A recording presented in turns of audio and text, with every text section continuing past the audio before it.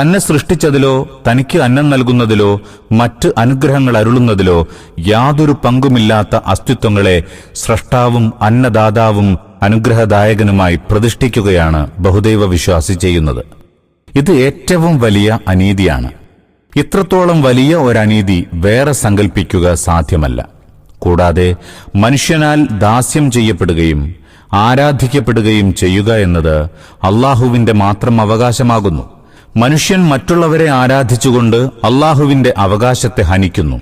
അതിനും പുറമെ മനുഷ്യൻ മറ്റുള്ളവർക്ക് അടിമപ്പെടുന്നതിനു വേണ്ടി സ്വന്തം ശരീരം മുതൽ ആകാശഭൂമികൾ വരെയുള്ള നിരവധി വസ്തുക്കളെ ഉപയോഗപ്പെടുത്തുന്നു. ഈ വസ്തുക്കളെല്ലാമാകട്ടെ അള്ളാഹു ഒരു പങ്കാളിയുമില്ലാതെ തനിയെ സൃഷ്ടിച്ചതാണ്.